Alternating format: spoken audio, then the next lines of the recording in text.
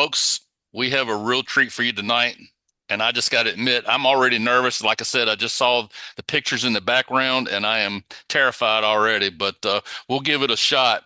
Um, we're welcoming one of the best officials in the United States of America, in my opinion. And I know we've been anticipating this night for a long time, and I know we'll just call him out now. Mr. Steve Myers has been waiting for this night as well. So, and I'll be the first to say we might have outkicked our coverage tonight, boys. So, but we'll give it a shot. But as good an official or great as an official as this person is, he's even a better gentleman. And we want to welcome Mr. Roger Ayers to our program tonight. Mr. Ayers, thank you for joining us.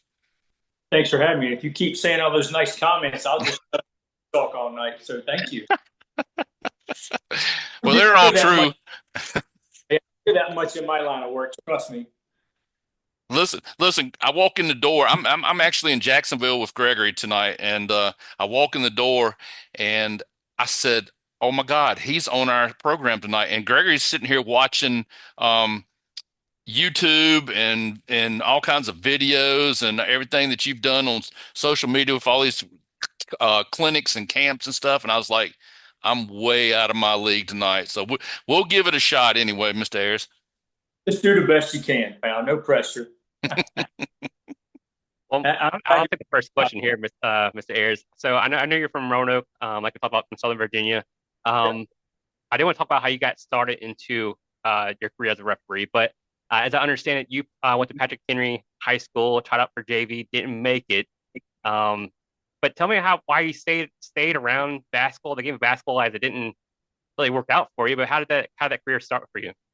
Yeah, well, first of all, Woody Deans at PH, I never did like him, the coach, when he cut me, but now we're really good friends. He's always asking me for tickets because he said, if I hadn't cut you, you wouldn't have got into officiating. So there's a lot of ACC coaches wish I hadn't got cut and stayed with the playing side. But it's crazy, kind of a crazy story. I had a friend of mine one night called me up. He said, look, I've got to go ref some rec ball game, little 8, 9-year-old little kids, and used to play basketball. I said, no way. I don't want to go out there and deal with the moms and dads and grandparents. He said, well, it's 3 games. It's $50. I said, $50 cash?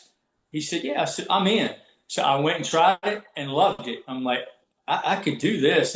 And the guy comes over and has me a $50 bill. I said, when do you need me again? He said, well, how about tomorrow? I'm like, count me in. So I went back the next night, and then I called Roanoke County. I lived in Cave Spring area, so I called Roanoke County Parks and Rec, and I said, I'd like to referee some rec ball or AAU on the weekends. And the guy says, well, when can you start? I go, when do you need me? He says, how about this Saturday? You've got 10 games. I start at 8 a.m. and work till 5 p.m. I was like, whoa, it's a little more than I expected, but fell in love with it. And then I was working with some high school refs, and I said, well, I should try to get in the Virginia High School League. And they go, oh, no, you don't have any training. We're professionals. You don't know what you're doing. I go, well, I can do what you can do. You walked up in the court for 2 hours a day. I can do that. And you got a VHSL patch, and I got just a wannabe ref shirt. I can do what you do. Oh, no. So I just called the Virginia High School League and said, I'd like to referee. And they said, well, you need to sign up for your local board. So I called Ernie Brad here in Roanoke, and that's how I wound up working. I know you guys are from Danville. I started working games at Martinsville with Troy Wells and GW Danville. And I remember the last time I went to GW Danville, the cops, when I was leaving, said, hey, ref, you're not planning on coming back to Danville anytime soon? Or I said, no, sir. He said, I wouldn't come back after tonight's performance. So I never refed another game at GW Danville. So I kind of got out of that. But as I got into high school basketball, I loved it. And I said, what I really want to, I think I can do what those guys on TV can do, which I couldn't. I still can't. If you ask most coaches, they think I suck. I get it. But I got them fooled too. But I heard there were tryout camps. So I decided to pay some money. So I borrowed money from my parents and said, Dad, I want to borrow some money and fly to this tryout camp and try to get hired to work college basketball. And he said, let me get this straight, son. You're going to pay a man money to go ref games. He's going to sit in a chair and watch you, and you're going to pay him? I said, yeah, Dad. He said, your mom didn't do a good job raising you, son. I said, I'm going to go try it. So I went, and the first camp I went to, they said, look, you're too fat. You wasted your money. You have a mustache. I said, well, back home in Roanoke, Virginia, my mom says I'm the best JV girls ref she ever saw. They go, maybe you should go back home and do the games your mom watches. So I was like, okay. So I went back home, and I lost 40 pounds, went back to camp next year, and I got hired in the ODAC, which, as you guys know, is local here in this area. started doing games there, and the rest is history. I went to an ACC tryout and was fortunate to get hired in 1998. So this will be my 27th year in the Atlantic Coast Conference. Worked a few other leagues as well. It is a great job. My dad told me when I was a kid, probably like your dad did. He said, "Son, you're lazy. All you want to do is play sports. You don't want to clean your room. You don't Every want to mow day. so you still do it. I get it.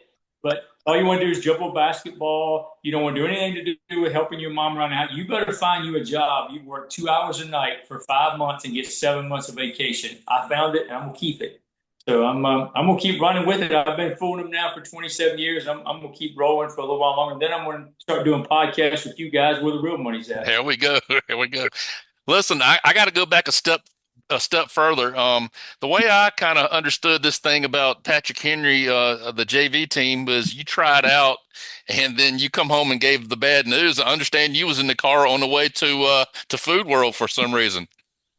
Good day. It was not a good day. The whole week tryouts were Monday through Friday, and Coach Dick Kelly was a varsity coach, and I was just a 10th grader. So the JV team, we had to practice over at the elementary school near the high school. So he said Friday we'll put the team on the outside of the gym door. So I just knew I was going to make the team. That was never a question. Well, that Friday, the school buses all, see the buses starting to leave. I go to the gym door, and I figured, well, surely my last name is Ayers. It'll be in alphabetical order. Well, I looked, and I thought, well, maybe he just randomly put the names up. I didn't see my name, and then I'm like, okay, I'm a poor boy from Southeast. I better go run and catch that school bus. I run, catch the school bus, and I get home, and my dad's sitting on the front porch smoking a Pall Mall and listening to country music. And he said, "What are you doing home, son?" I said, "Dad, I got cut." He said, "What do you mean you got cut?" I said, "I didn't make the team." He said, "Get in the car." And I said, "Yeah, I'd never seen my dad that upset." So we get in a Ford LTD, hop in his car, and I think we're going to Patrick Henry. He's going to let Coach Deans let him have it. Well, instead of taking a left to be on the interstate to go to school, he turns right, goes out towards the Roanoke Airport, and takes me into a food or a grocery store. And I said, "Well, maybe Mom needed milk and bread. Then we'll go to PH and cuss the coach out." He said, "We get to the store." He says, "Come on in, son." I said, "Dad, I really don't feel like going to the grocery." He said, "Come on with me." I said, "Yes, sir." I walk in. We walk up to a little counter there in front of the store. I'll never forget. He says, "Can I see the store manager?" And then it hit me. I said, "Oh, maybe the store manager's wife is Woody Dean's wife. We're going to cuss her out first. Then we'll go get Woody." Unfortunately, this gentleman walked up and he says, "I'm Jerry Jones. I'm the store manager. Can I help you?" He said, "Yes, sir, you can. This is my son. Since he could walk, he's dribbled a basketball, played basketball his whole life. He just got cut. He wants a job." And I said, "Oh, no, I don't. No, I don't want a job." I got cut and got on the school bus at 3:30 that afternoon, and at 5 p.m. I was bagging groceries. Some old lady told me about the master bread. That's beautiful. That is absolutely beautiful. But I picture you. I kind of read a little bit of an excerpt about maybe like Hoosiers. So your dad nailed up a basketball goal and a backboard up, like I guess on the garage or something, and then your mama gives you a bag of flour so you could pour the foul line out. So I just Yeah, picture you just going to the NBA with this progress. I probably the only guy I could have stopped Mike Jordan. I mean, I would have been the one who would have stopped him. But history changed its thinking, and I decided to just start getting a referee. But yeah, I did. I bought a bag of flour from my mom. I also got a rear end chewing that night because my dad said, first of all, we don't have money for you to be pouring flour in the backyard, and second of all, you only mowed the yard where the hoop was. You didn't mow the rest of the yard. So that was another life lesson for me as well. So I learned a lot growing up. Stairs. I had a go back to the ODAC when you first got your start there. We've been huge advocates for the ODAC, and we talked to a lot of coaches, the last couple of years and whatnot for basketball. From your perspective, when you were refereeing in that league, um, we've always said it's a high level of basketball for a D3, we think, for the ODAC. Could you comment on that? And then, was there any players or coaches or arenas that you enjoyed while you're in the ODAC? Great question. And to this day, I got in the ODAC in 1996, so 29 years ago. That's the first league that hired me. I am still in the ODAC to this day. Every year they send out the contracts, and I'll send in my $50 registration. And Greg Bennett, who runs the ODAC, says, "Roger," he rips up. So why are you? I said, because, and this is a life lesson for everyone on this podcast. It's where I got my break. It's where I got my start. And up until a few years ago, the ACC would even allow me to work one game a year in the ODAC, like maybe even the tournament in Salem Civic Center. I would go work there, and it was a big thrill for me. And now the schedule's gotten kind of hectic, and the ODAC coaches are happy I'm not working their games. They'd rather have the big time refs. But it was such a thrill for me to be in the ODAC, Roanoke College, Lynchburg College, Emory and Henry, Randolph-Macon. I was a college ref, and all I really wanted to be, I didn't really want to ref games the ODAC. I just wanted to be able to order a college jacket because it had a nice college logo. I thought, I'm big, I'm somebody. But then I had to go ref the games. Some of the hardest games I ever ref were in the ODAC because the talent there, they play so hard every possession. And those coaches, obviously it's their job, but they do it for the love of the game and for the love of those student athletes and those kids. And there's no NIL deal. Nobody at Roanoke College is getting $1 million to play basketball. I mean, they're there because they love playing basketball. It's actually where I learned to referee. A lot of mistakes I made in the ODAC or things that went good and went bad for me, they still help me to this day. But as far as arenas go, I remember Bob Johnson used to be at Emory and Henry. His wife wore me out more than any other wife, even Coach K's wife, more than anybody else in America when I was reffing. But it was fun to kind of as I moved up and I would come back and work again in the ODAC, the guys would go like, well, why are you in the ODAC? I just saw you at UVA last night, or I just saw you at Virginia Tech last night. And I just said, I never forgot where I came from. And believe it or not, and a lot of people on this podcast may not believe it, but if I work so-called a big game, if you guys are watching TV one night and having a couple brews and wings saying, wow, he's working Duke, North Carolina, and the next night you see me at a lower level game, I work as hard or even harder the next night. Because what's everybody that night expecting me to do? Oh, take a night off. What I want them to do is when they see me officiate, go, now I see why he had those bigger games.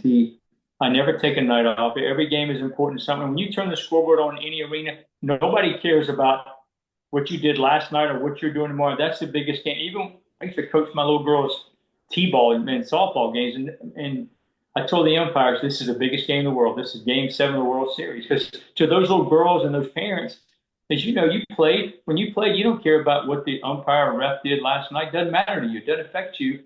And even when I was doing high school in Roanoke, I'd have G.W. Danville maybe playing Martinsville on Friday night. The night before, I'd be doing a middle school girls game at Craig County with 50 people.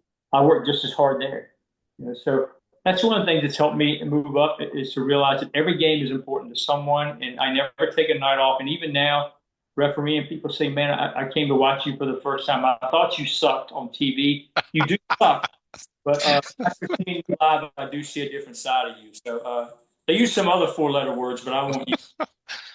Mr. Ayers, I was going to ask you, has it always been basketball? I mean, did you ever think about umpiring or anything to that effect? And the reason why I ask you this is, and I mentioned something to you on the phone when we talked.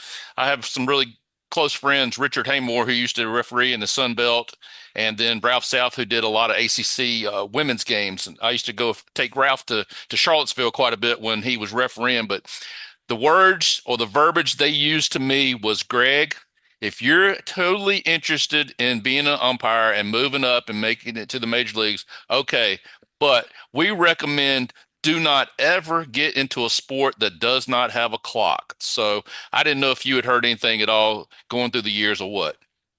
I had heard that, Greg, but one of the things that stopped me from doing football and baseball is quite elementary. I don't want to put a hat on my hair and mess it up. I'm not ever. That's why I'm the only ref in America who never caught a shot clock violation. I'm not going to touch this hair.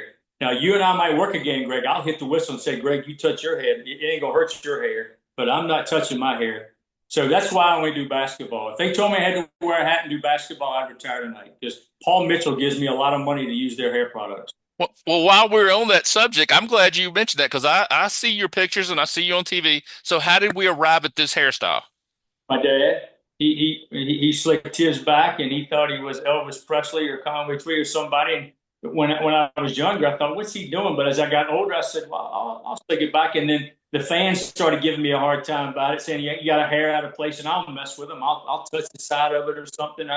It's kind of become my stick. Like people go, even when I've gotten a haircut, I went to Clemson this year and they played North Carolina on a big Monday.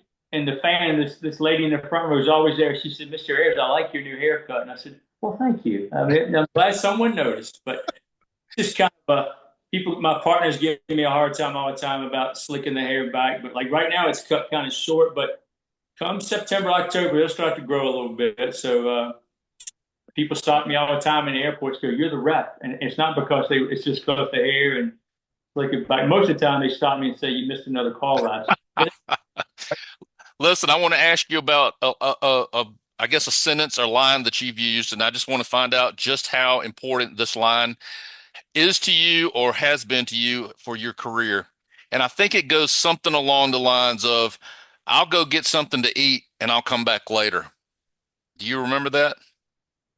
Um, oh yeah, at the hotel when I checked in Indianapolis, when I was checking in the hotel and they said the rooms weren't ready, and the girl says, "I'm sorry, I don't know what to tell you. It might be later tonight."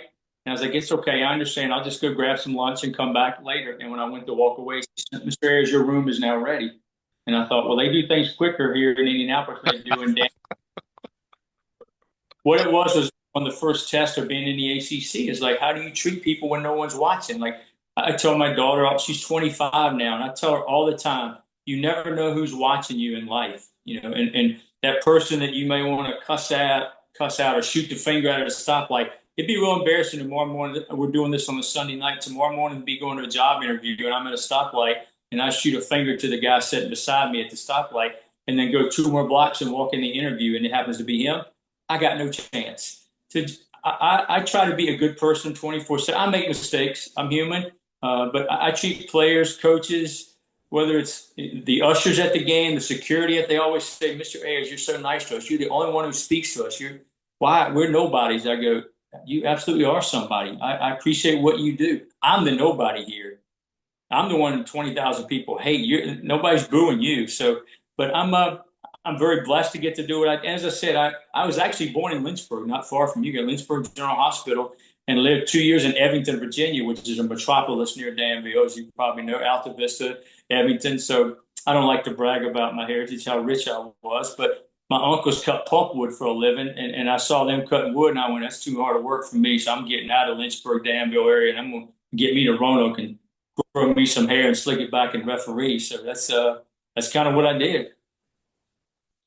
Mr. Ayers, I wanted to, you called a national championship. You're the only person on this podcast who's called a national championship game before, so congrats to you on that one. But what was that experience like for you, first off? But also, you know, differing from the ACC regular season to maybe the ACC tournament, does your approach to calling the game change at all when you get to that type of stage? Are you letting guys play a little bit more? Are you calling it more tight because you want to make sure they're not hand checking and whatnot? Or how do you approach that?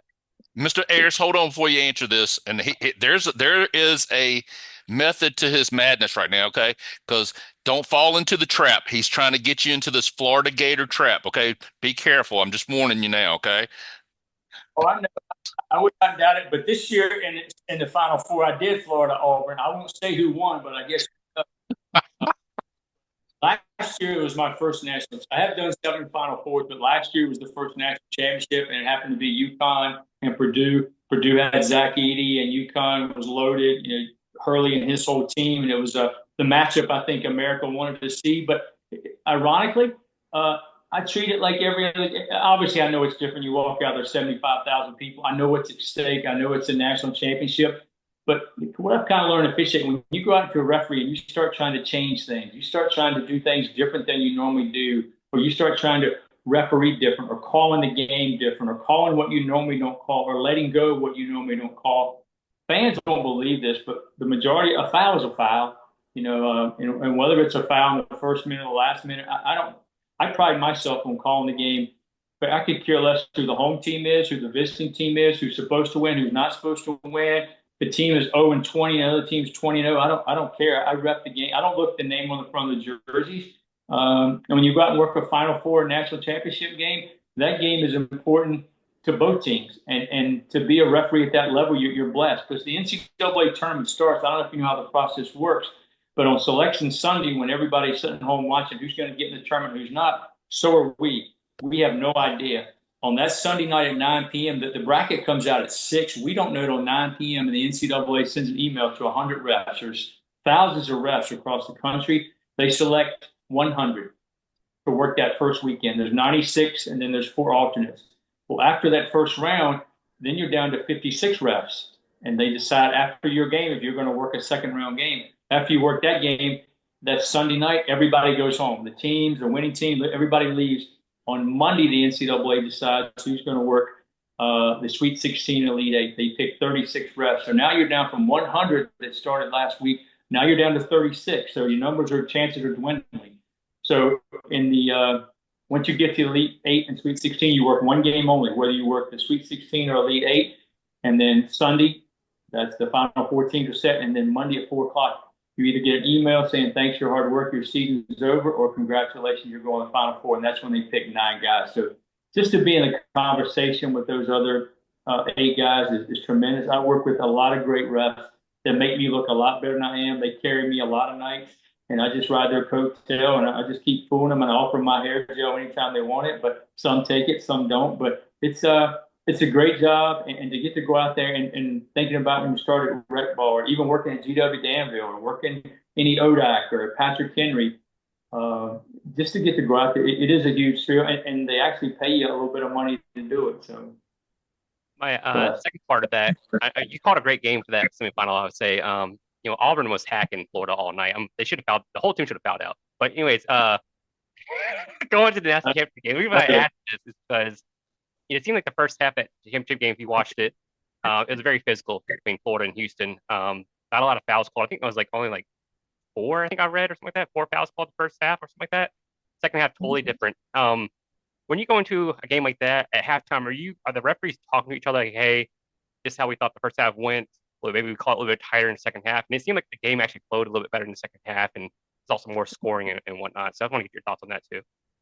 well, I wasn't in that locker room. The crazy thing about the Final Four is if you work Saturday, you cannot. Once the game's over Saturday, you have to leave Sunday morning. The 3 guys who work Monday can't come in till Sunday. So I wasn't in the locker room thing, but I can tell you, like in my game, the Auburn Florida game, we're talking about tendencies of trying to be call a game on both ends, be consistent, or are we letting too much go here? Is it getting too physical?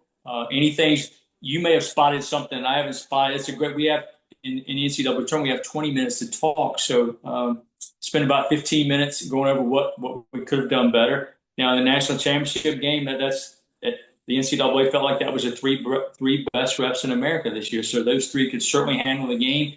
To the outside world, it may look like it was 2 different games, but to the guys reffing the game, I'm sure they just call what they're presented with. Obviously, if I can go into a game this year and not call one single foul, and the team just run up down the floor and not touch each other, not foul each other, and say, "Oh, excuse me, I didn't need to bump you," and I can just stand by 3 minutes, I'll be extremely happy.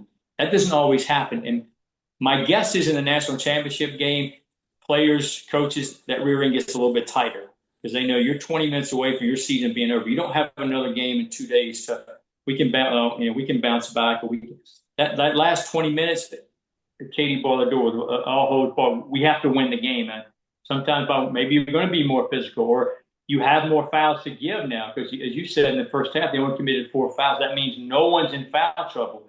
Great players, great coaches all know. You get 2 or 3 fouls early, where do you wind up? On the bench. Well, in the national championship game, no one was in foul trouble, so they could be a little more aggressive. So I think that's when the fans and media felt like, well, they're calling more fouls. Well, a foul is a foul. If they don't call it, then we're on this podcast talking about the game was way too physical. They let it get too rough in the second half, and the referees lost control of the game. So our job is to manage chaos for 40 minutes, and sometimes it's beautiful and everything works fine. Our goal, as I told my crew after the Auburn Florida game, we were in a locker room, we hugged each other. I said, guys, the best thing about we didn't say who won or lost, didn't care who won or lost. I said, the best thing about our game right now is nobody's going to be on Sports Center talking about the officiating tomorrow, about they blew this, they did this, they blew that last call. The teams just played, and whoever wins the game wins the game. And that's my goal every night when I officiate. I don't want to wake up and my friends are all texting, don't turn on Sports Center today. You don't want to see what they're saying about that. No ref wants that. We just want to do the game and move on to the next city. So I was proud of the way the guys worked the national championship. I was pulling for them, and sometimes the games flow like wine, and other times they don't. You just play the hand you're dealt. Mr. Ayers, I got a couple of officiating questions I'd like to ask. And listen, I was one of the most fabulous rec center referees that ever come out of the YMCA. So I just, It was a brilliant career I had. It just didn't last long enough, and I didn't make it to that next level. But you know, with the I guess the players now are so much bigger than they used to be. They're so much stronger than they used to be. They're so much faster than they used to be. They're just so much more athletic. In my opinion, just watching games on TV and, well, of course, in person, I feel like you could call a foul just about every play down the court. I mean, with the way there's bumping and, especially outside with the guards on top of each other, defending. And I just wanted to ask you, in the officiating eyes, is it a such thing as trying to call the game as a advantage versus disadvantage versus just the contact itself?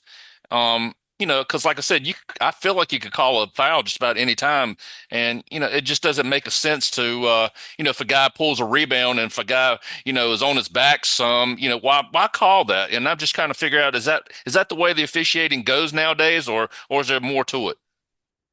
Well, that's why you were a great rec ball at the YMCA there in Danville. That's why you stay in your lane, I'll stay in my lane. But no, great point. But I want you to think about this: when you and I were in high school, the star football player also played basketball. He wrestled. He golfed. He was on the baseball team. They played. As soon as football ended, he threw the pads away and went to basketball. When that was over, he picked up a baseball.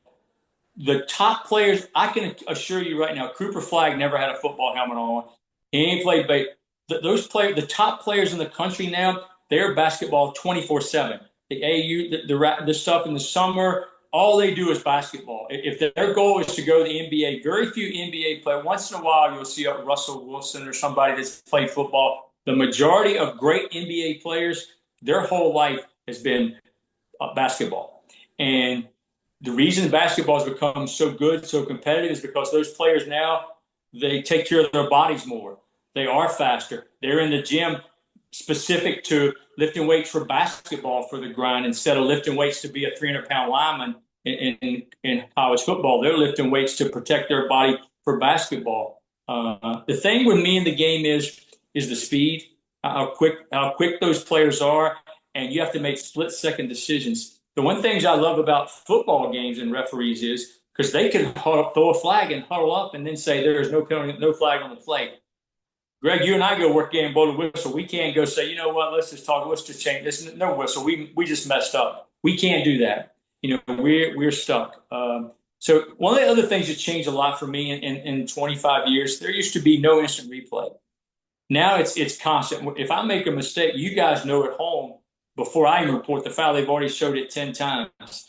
Social media, there was no social media 30 years ago. I could make a mistake in a game and the world probably may not even know about it. Now I make a mistake in the game, it's worldwide before I get to the locker room. And then the other elephant in the room is gambling. There was probably gambling. I'm not naive to think nobody ever gambled, but now there's gambling in arenas. There's gambling on how many free throws players are going to make. I've received death threats now from people all because they think I lost a game or you called that foul, you're a dead man. I even had an individual send me and signed his name, which is crazy, and gave my address and said, you're a dead man walking. We're digging a 6-foot hole tonight when you get home to blank, blank address. And it was my correct address. And I sent it in and they go, Roger, that's just the nature of social media. Well, that's scary. But now can't talk to anybody. At the Final Four was sequestered. We have to have police escorts. When I got started in the ACC, we had one cop. He would take care of all three of us. Now we arrive at the arena, there's 3 police officers for us. And they watch you the time you get to the car. I had a game a few years ago at NC State, and the cop said, hey, Roger, we love you, but where are you going tonight? I said, I'm going right back to the Marriott. He said, go there and don't stop anywhere. You go straight to the hotel and lock the door, because people now are crazy, and they feel like 1 or 2 calls that I may make affect them losing money. And I could care less what the line is. I don't care who wins or loses. My job is, like this year at the Final Four, there's 30, 40 cameras. They're watching every move I make. They even had, if you guys may have saw, there was a camera over the court, hovering over the court, right on top of it. I don't understand how people think we're actually trying to screw up, because if we screw up, we're just not going to work. But the gambling, the social media, and the instant replay. I like instant replay to the point of, let's go over for 30 seconds, get the play right, and let's put the ball back in play. I do not like going over looking at a Geico commercial or looking at a podcast or District 2 commercial or a National Enterprise commercial. I don't, well, you guys commercials are Wait, fine. wait a minute. Let's make sure the District 2 podcast gets in there, okay? I get a cut on that. This year when I go to the headset, I'm going to go this District 2 podcast. So I'm going to get you a plug. But a lot of times I'm looking at a blank screen and the crowd's booing and my partner's going, "What's taking you so long?" I go, "It's blank."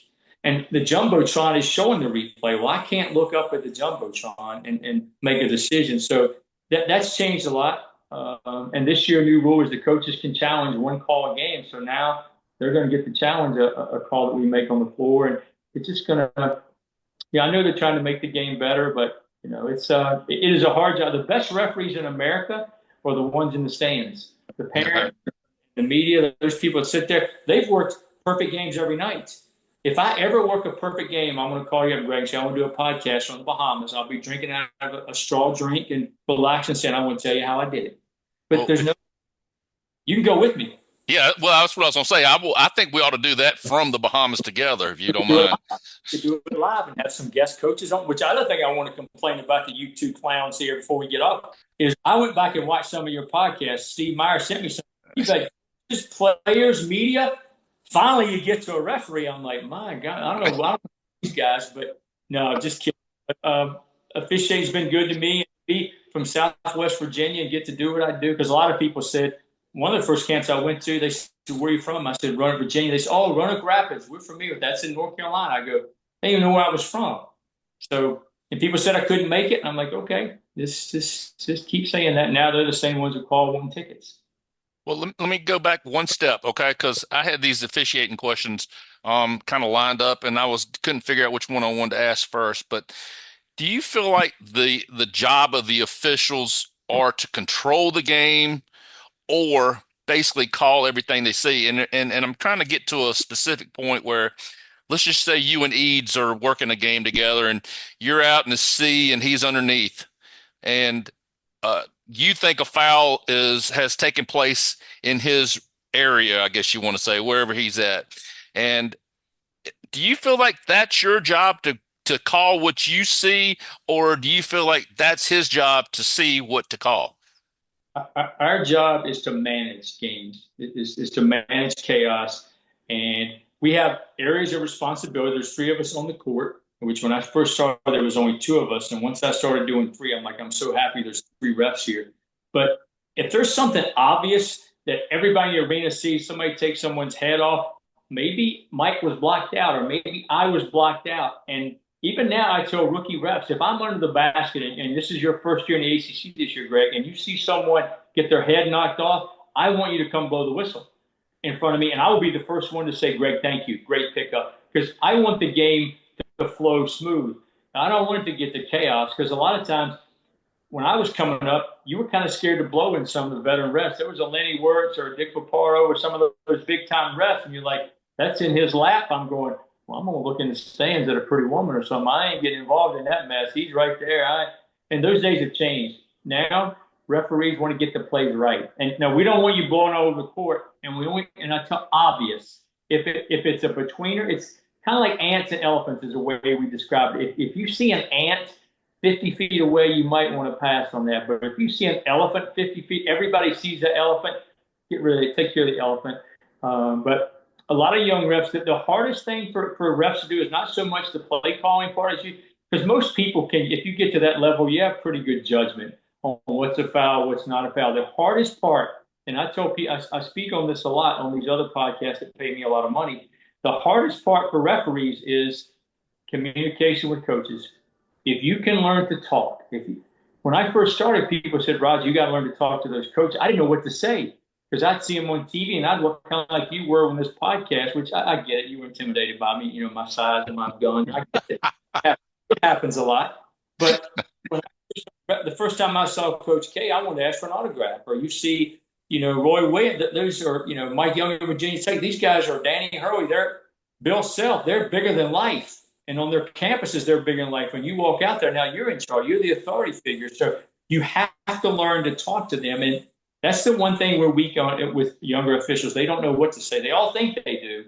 And they go to these tryout camps in the summer and they're talking to a high school coach or an AAU coach who thinks he could be a Division I coach. But times change. You put the bright lights on in November, and there's 15,000 people, and there's ESPN there, and those coaches. You got to learn to talk them off the ledge. If you can learn to communicate, and I'm the first one to tell a coach, "Hey, coach, I might have missed the play. I'm human. I might have missed it." And some refs don't want to say that. And I try to tell them, guys, we kicked that play. We're human. And I have not in 28 years now in the ACC ever went to a coach and said, "Coach, believe it or not, I'm just as shocked as you are, but you're right. I missed the play." Every single time in my career, they've always said, "Thank you. I won't say another word about it." They get it. It's like their players miss shots. They call the wrong play. Players commit turnovers. We're going to make mistakes. You just can't make them at crucial times. But they understand more when you go up. It's like if they get on a player for taking a bad shot, and the coaches and the players like, "Oh, screw you, coach. I'm the best player out here." Nobody likes that. But if I'm human, I make a mistake. I missed it, coach. Well, I'm gonna throw a couple opinions in here, and when I was doing a lot of umpiring, I used to do my little coaches meeting, and hey guys, and just like you just said, we're not perfect here. I'm probably going to miss a ball or strike. I might even miss a call in front of me. And I'll give you your time to say what you need to. Just call timeout and come out on the field if that's what you want to do. It might not change anything. I might, whatever. But I see so many young guys nowadays that I don't know if it's just their ego getting in the way, but now it's don't you say a word. Don't you come at me. Don't do this. I just feel like they're setting themselves up for failure and that they're going to be even more under that microscope if they continue on like that without, I don't know, making them, I'm not saying be the fall guy or be a scapegoat, but at least let people know there are chinks in your armor. A lot of it's arrogance. I think a lot of people put the uniform on and think I'm bigger than the game. People are here to see me, here to what? No, and I've had coaches tell me, "Ayers, you suck. You really are bad. You do talk to me. So I'll take you any night I can get you." And I'm thinking, well, I suck, and all I got to do is talk to you. But your point is, and I tell you young refs all the time, you have no, it takes, as you umpire, it takes a while to build credibility with coaches. They have to see you multiple times, home and away. And the biggest comment, as an official, you can get is when a coach says, "I don't really like him, but I want him on the road because he's not going to be intimidated. This crowd's not going to get in his head. He's just going to call the game. He's going to call balls and strikes regardless of who's pitching, or Roger's going to call the game no matter what." I don't look outside the arena and go, "Oh, well, I'm here tonight." Forget that. I want the visiting team to feel like we got just as much chance as anybody else is to win the game. Well, I got a twofold question for you. So I told you a few minutes ago before we started this, I walk into Gregory's house and he's got you on the 70-inch screen talking, and you said, one of the things is just so you know that I paid attention here. You got to talk the coach's lingo, and that, I think the famous two words are by rule, by rule, by rule. This is what you're doing by rule. And I just had the second part of my question was, I think you had a game maybe in New York early in your career, and I think it was maybe a guy named Bobby Knight that was coaching the game up there at Texas Tech, and I think Wake Forest. I think he enjoy the by rule, the lingo, or whatever. I understood it. He thought you might be deaf in the first half. Appreciate you guys having me on tonight. I wish you all the best in the future. Time flies when we don't be on here 4 hours. That's actually a great story. I had never had Bobby Knight. And ironically, to back up a little bit, that week I had Liberty. It was one of my first years with our new supervisor. It was 2005, I think. Liberty was playing at UVA, and my new boss, he didn't really know me that well, but he'd give me the game. It was on Thursday night. And I'm like, okay, well, this is November. I said, good. Well, maybe that's he likes me. He's going to start giving me more ACC games. He calls me on Tuesday and says, "Roger, this is John Cloggedy. I got to take you out of the Liberty UVA." And I'm thinking, this is not good. If he doesn't think I can handle Liberty at UVA, my conference schedule is not going to be very good at all. He said, "Someone got hurt. I need to send you to New York to Madison Square Garden." Well, Madison Square Garden is not exactly like GW Danville High School gym. It's more of a mecca. And I was like, Well, yes, sir. He didn't tell me who I had. He said, you'll be working the first game. And I was like, I'll walk to New York. I'll get there. Don't worry about it. I'll make it. So I called my partners. They had just both big time Final Four refs. So I said, look, I'm on the game now. And after they picked the phone back up, I've dropped and going, you're on the game? I go, well, yeah, I'm on the game. And I go, oh, God. But okay, we'll see you in New York. So he told me where they were staying. So we're having lunch that day. And they go, so how do you and Coach get along? I said, what coach? He said, I know there's two games. What game do we have? He said, we got Bobby Knight and Wake Forest. I went, whoa, Bobby Knight. That's we had Texas Tech. That's Bobby Knight. I finished my lunch. I didn't eat it. I just said, guys, I need to go to the room. So I went to the room and paced the room for about 7 hours. So we get in the locker room. The two big time refs, they're talking about how they're going to handle the game. And I'm just thinking to myself, don't get embarrassed on national TV. Just don't get embarrassed, because it was one of my first big games. Like, people back in Roanoke are going to be watching me in Madison Square Garden. I got to deal with him, because I'd seen all the stories, him throwing chairs and him getting thrown out and all. Well, they just said, whatever you do, don't ignore him. You got to answer him. You got to communicate with him. Well, communicate with him was a little different than communicating with the ODAC colleges coaches I was used to back home. So I was like, I better use everything in my toolbox. And I said, okay, if he comes at me hard, I'll communicate with him. They said, well, we'll handle him. But if you're over there, he's going to come at you hard tonight. You got to handle it. I got it. We go over to shake his hand before the game, and he's hugging the two Final Four refs. And he gets to me, and he just kind of looks me up and down, doesn't say a word. And I shake his hand, tried to shake it real firm. He put like a stone cold hand lock on me. I almost went down to my knee. And I was like, okay. And they do the national anthem. My partner said, are you good? I said, I got him. I'm good. I'm scared to death. I'm like, I just got to ref this game. First half goes along, and the whole half he is screaming, Randy this, Randy that, Randy UMF, Randy. He's screaming Randy. I'm right from his bench, and I'm thinking, I don't know who Randy is, but that player's going to get benched. He's wearing his ass out. So we get at halftime, and my partners are going, I'll give you credit, Raj. He hadn't spoke to you. He hadn't said a word to you all night. I go, I got him in the palm of my hand. He's scared of me. They said, oh, that's great. Let's keep him right there for another 20 minutes. I said, yeah, I got it. So go back out, start second half, and we're standing there before TV comes back, and Bobby Knight points across the court. And he motions, come over here. Well, I look at my partner, and I said, hey, Coach Knight wants to talk to you. And Coach Knight goes, no, not him, me, pointing to me. So I walked over, and I thought, wow, this is big. I'm not in the Big 12, but he's going to tell me, I'm so good, he's going to get me hired in the Big 12 tonight. I walk over there, and he says, blank, blank, blank, Randy. Nobody blank, blank ignores me, Randy. Blank, blank, Randy, and a couple F-bombs. And I said, Coach, my name is Roger. And he turned his assistant, and he goes, Coach, it's Roger, not Randy. He said, I've been yelling at you the whole first half. I know you're blind, but you can't hear either. Trust me, the second half, he knew my name was Roger, and it was a long 20 minutes, and I was glad to get out of there that night and get back home. But great story, though. We laughed about it when he started doing TV later on. He said, you still suck that night, Randy. He's what he told me. Oh my gosh. I think we could go on for days with the stories you might have, but I wanted to bring up, I mean, you mentioned Madison Square Garden being like the Mecca. I'm sure you called hundreds and hundreds of games in just different arenas around the country. I mean, I'm sure you've done Cameron, you've done Rupp, probably done UNC, but I know you're a busy guy and you got to keep a schedule and whatnot, but you get a chance to kind of look back like, wow, I just called a game here. I just called this fantastic game, and get to think about this game and kind of cherish it a little bit. Or do you wait till after the season? As I've gotten older, I do. I look around, like I'm in my office now, and look around the room and see some things that places I've worked, and I still kind of pinch myself, because at the heart, I was a high school basketball ref that got a break. There are thousands of refs out there who are better than me, or better judgment, who could do a better job. I've just been blessed to get some opportunities, and the games have went relatively smooth. I've kind of stayed out of the way, but I've always felt like the game is about the players and the coaches. It's never about referees. And when the game turns to be about officiating, it's usually not a very good game. And I look back, I'm very blessed. Basketball officiating has been great to me. I love what I do. And when I retire in a few years, I would like to give back to officials and maybe help officiate, because officiating is never going to be perfect, as we talked about earlier. It's a work in progress. And every year, players get bigger, stronger, faster, as we discussed. Officiating's got to get better as well. We can't rest on our laurels. Like this November 3rd is opening night for us this year. I think it's 93 days from tonight. 13 weeks from tomorrow is opening night.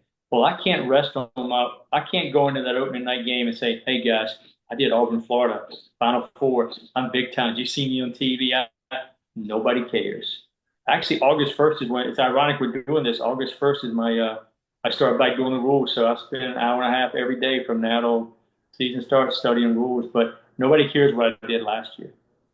Well, if it makes you happy, I do care. I think you did a great job that game again. Well, you're my favorite fan. You know what? I'll do the podcast with you next. I don't need Steve Myers involved in my contract.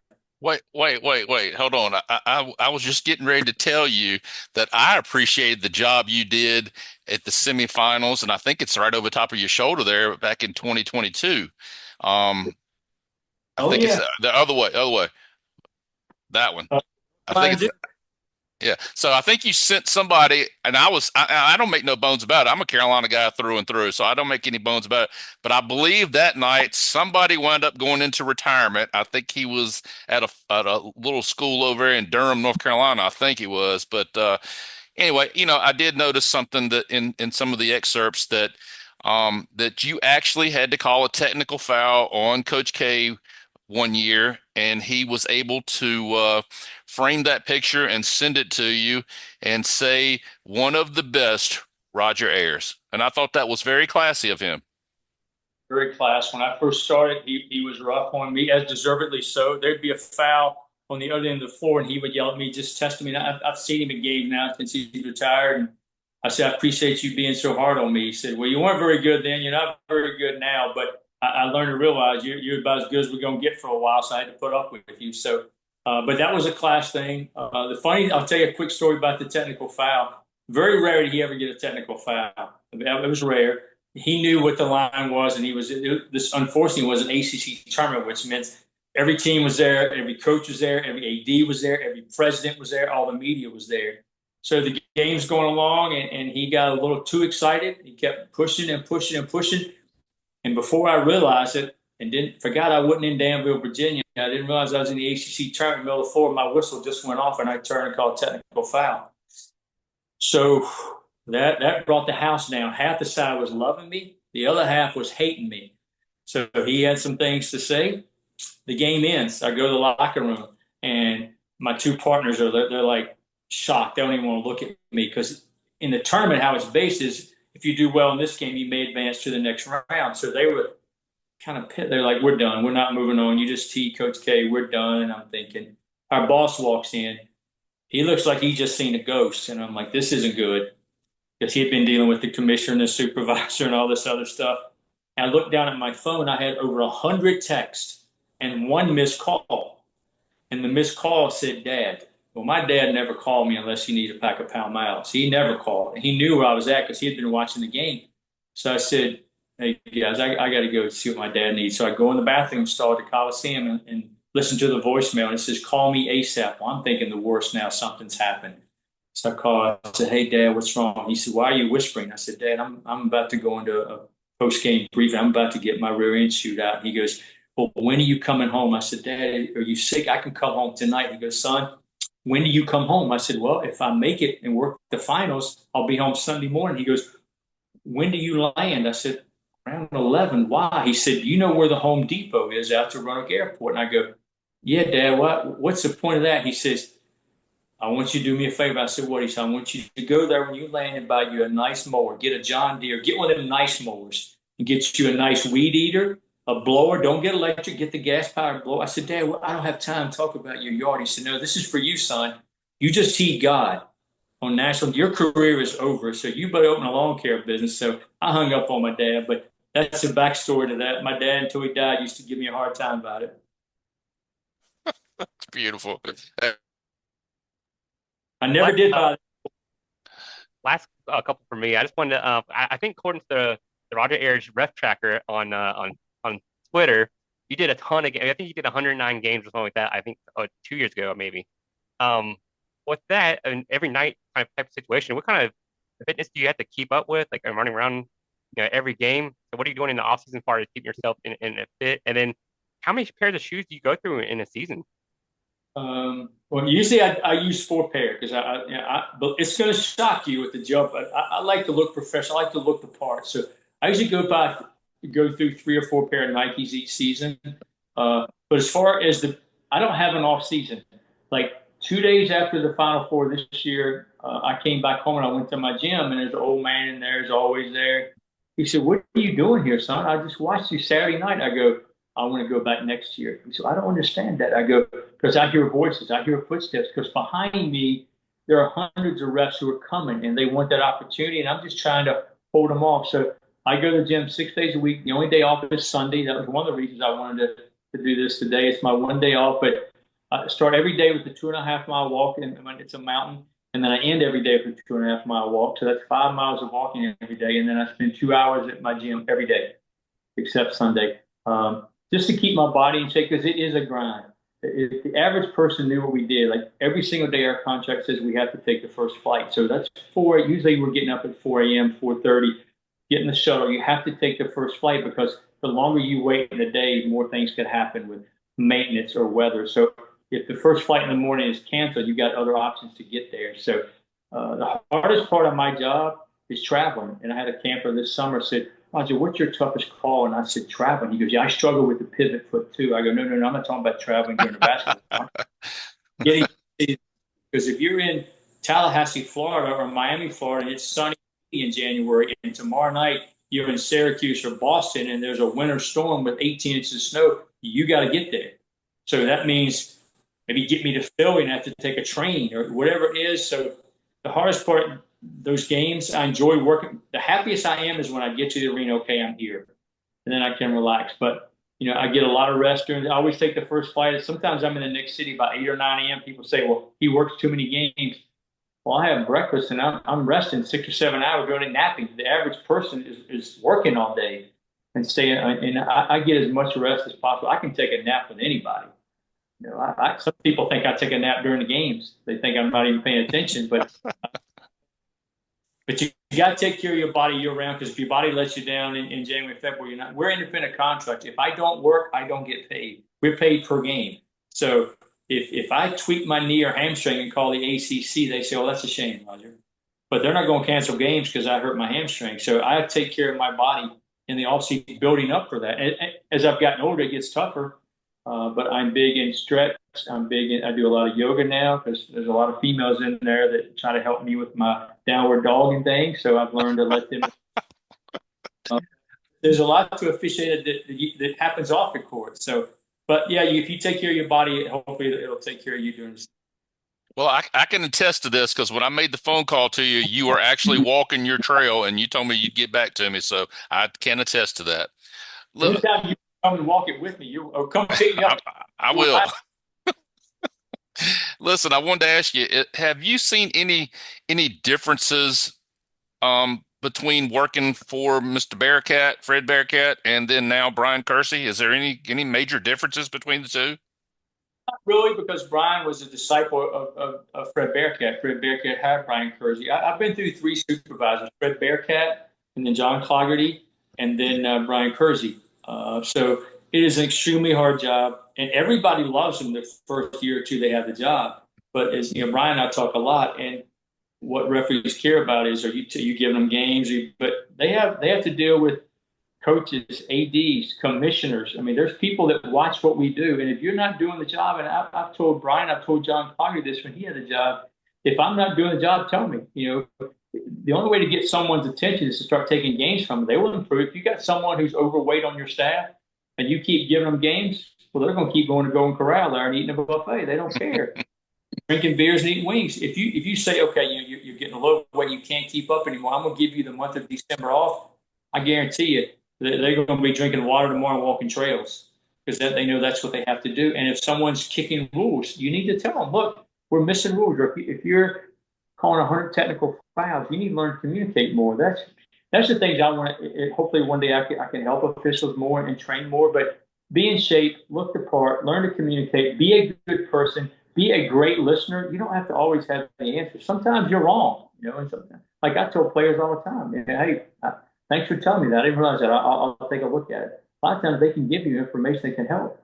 But as far as Brian and Fred go, Brian is much more maybe one of us because we ref together. Fred didn't never ref. Brian and I worked hundreds of games together, and him and I can talk about things on the floor because he knows what I'm going through. He knows why maybe I've missed that call or what I saw on that play. So it's kind of like talking to an expert who's been there. And, like if I talk to you as an umpire, you know things about, baseball I would have no clue about. Basketball, I know a few things. I don't know a lot, but that you don't know about. So when your supervisor has that knowledge and has been in your shoes, I think it makes a world of difference. But Who we're blessed. who would you classify as Roger Ayers' mentor, or who has kept you in this game for as long as you've been in it? Probably Steve Myers. No, uh, that, that is a great question. Most of my mentors, my circle is extremely small. People wouldn't believe that, but it is probably I talk to 2 or 3 refs every single day, and those are kind of like my guys that I lean on and I trust. Because I don't want to be the guy. If I called you up after every game, Greg, and you said, "Roger, you're the best. You were awesome," as you want somebody who's going to be honest, saying, maybe go back and look at the last 5 minutes of your game. A couple of those plays you were out of position on, you guess. You want someone to be on. That's the only way you're going to get better. Like I'm sure your first podcast, you and your son, you broke it down and went, we can do better than this, or we can do better next time. And that's why now you're superstars. Everybody in the world What, knows just do podcast. what do you mean after the first one? We talking about after the 50th one? We still trying to get better. I tell them every day. And that's the District 2 podcast so good because you're trying to get better. Be a referee. And like I said earlier to you guys, I can't go on this year and wear my Final Four patch and go, look at me. Look what I did. Nobody. And after this podcast, I know it'll be hard to top this one next week, but it's okay. Just do the best you can. But I was just kidding. Love what you guys do. And I went back and looked at some of the guests you had. I'm like, wow, these guys know what they're doing. So I do appreciate you having me on. It's been a great time talking to you. I hope it was what you were hoping for. Absolutely. Is there anybody that you care to comment on, that a player on any level, the best player that had really made you starry-eyed, that you, I mean, even if you're refereeing or if you played against, and I know you were right there in front of that 87 Patrick Henry team that won the state championship, that absolutely tore through my undefeated GW team. So I was just curious if y'all, if it was somebody that really you just caught your eye, that just stood out above anybody else. And obviously, I've been blessed to work several major college basketball players that went on to some that I thought were good college basketball players that are now multimillionaires in the NBA that I thought were good, not that good, but now they're amazing. One guy that jumps out early in my career is Kevin Durant. He just had it. Something a lot of your listeners, he still plays out. He just had it. He just flowed. And more recently, Cooper Flagg. I heard all the hype of him this past year. He was 17 years old the first few games. I remember John Shire said, Roger, the kid can't even vote. I said, well, don't mess him up. I think he's going to be a pretty good player. But actually, I told the ACC tournament this year, remember he was hurt. And I go over and get some more. And he said, Mr. Ayers, how you doing? I said, Coop, I'm doing great, man. I hope you get better. He said, I'll be okay. And I said, can I give you some advice? He said, what's that? And I said, I think I'd go the NBA route. I don't think I'd go the refereeing route just yet. He said, I appreciate you telling me that. But there are so many great players. And the greats, not that they know they're great, but they don't have the ego. They don't have the arrogance. They just play. Obi Toppin, who I think he's maybe with the Pacers now, he was at Dayton. I mean, you knew he was good, but he would always say, took the time to know my name. He'd call me Mr. Ayers. And there are certain players I go, call me Roger. He said, sure. I said, you can call me Roger. But he would always say, Mr. Ayers or Roger. I think I got bumped, but I know it's a hard job. Or just human, just trying to be. He knew I had a hard job.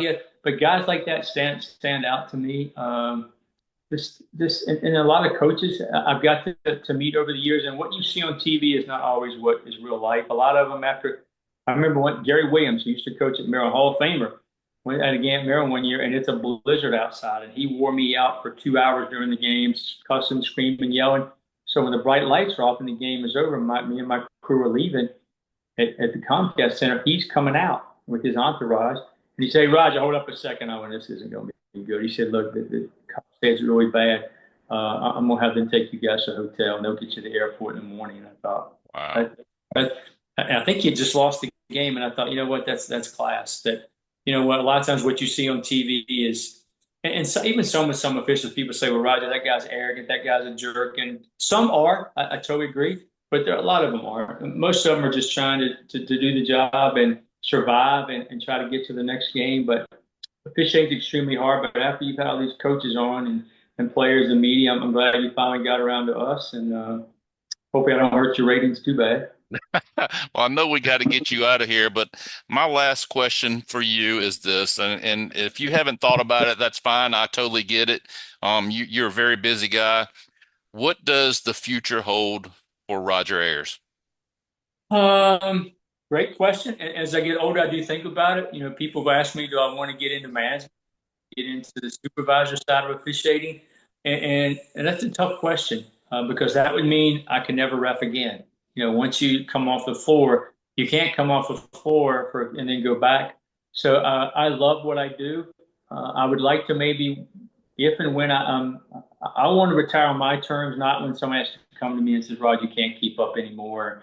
The pace of the game is too quick for you." I want to leave on my terms, and when that time comes, I would like for somebody, whether it's the ACC or the Big 12 or another league, saying, "We would like you to come in and just help training our guys, maybe giving them some advice on what you did, what helped you be successful, so we can, especially our younger guys, instead of getting away from the assigning part where, like Brian Kersey's job is impossible. How he does it, I don't know, but I would be interested in maybe in some lower level helping, like he has the Big South, the Colonial, the A10, or even the ODAC going, just giving back because it's been great to me. And some officials will listen to me and some won't, and that's their choice. Uh, but I would like to give back. It's been great to me. And if I could give back to the game and tell people, I started as we started this an hour ago doing rec ball and then AAU and then high school and then college. And it's a great gig, but I would also tell don't don't give away your day job. Don't leave your family. I've heard guys say, "Well, I left my wife. I lived in some guy's garage." This summer, I heard a guy say, "I lived in a guy's garage. I left my family. I want to referee so bad." And I said, "You're crazy. Your family, your job, your life, health. That's what's more important than any game you'll ever work. And just don't keep your prize more. And that's what I want to do when I retire. Is maybe tell some guys, keep this thing in perspective, and then maybe start doing podcasts."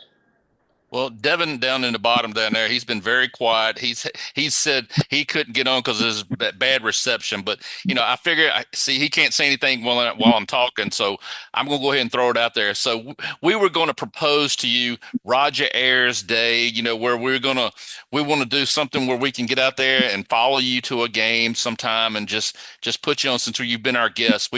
I mean, if we have to go to Liberty, if we have to go to UVA, if we have to go to the Duke Carolina game, I mean, God help us on that. I mean, but we would love to, do an all access with Roger Ayers sometime. Just, hey, we'll come to the Roanoke Rec League if we got to. Maybe I'll come back to GW Danville now, 30 years back. But I yeah, think I think I can swing it with DeMarcus coaching now. I think I can get you back in there now. a ref is not very good, but he'll come in and do his game for him. But I'd love to have you guys as a guest. If you'll get with me in October, we'll pick a game that I'm doing, and I'll get you some tickets and some all access. And you're welcome to come hang out in the locker room and see what we do. That'd be awesome. Listen, I know you got to get out of here, and God, we appreciate it's way over an hour now. I know, and we can't thank you enough. And ladies and gentlemen, we've just had a real treat tonight. And Roger, we're just hoping that you have a great year. Hoping we have the great future, and we appreciate it. And we look forward to talking to you again. Thanks so much for having me, guys. Take care. Thank you. Thanks, Coach. Have a good one.